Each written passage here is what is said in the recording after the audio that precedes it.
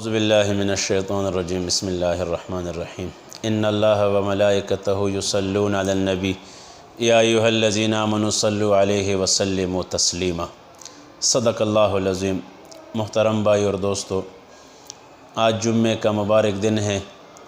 جمعہ تمام دنوں کا سردار ہے، جس طرح لیلۃ القدر کی رات ساری راتوں کی سردار ہے اور رمضان المبارک کا مہینہ سارے مہینوں کے سردار ہے، اسی طرح جمعے کا مبارک دن یہ دنوں کا سردار ہے۔ تو اس دن میں ہمیں کیا کرنا چاہیے؟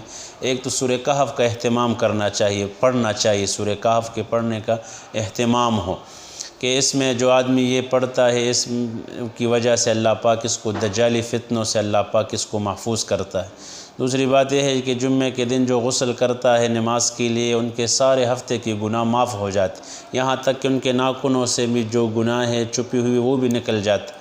صاف کپڑے پہننا، خوشبو لگانا، میرے نبی کی 3 چیزیں پسندیدہ تھی، اس میں سے خوشبو ہے۔ تو جمعے کے دن خاص کر مسجد میں جانے سے پہلے خوشبو کے اہتمام کرے، مسواک کا اہتمام کرے، اور نماز مردوں کے لیے کہ وہ وقت پہ جائے مسجد میں سننے کے لیے اور اہتمام ہو، اور لوگوں کو پلانگ نہ کرے، اس جہنم کی طرف پل بنا رہے ہوتے ہیں جو لوگ اس طرح کرتے ہیں۔ تو لہٰذا آج کا دن، اور دوسری بات یہ ہے کہ درود شریف کا پڑھنے کا ہم اہتمام کریں۔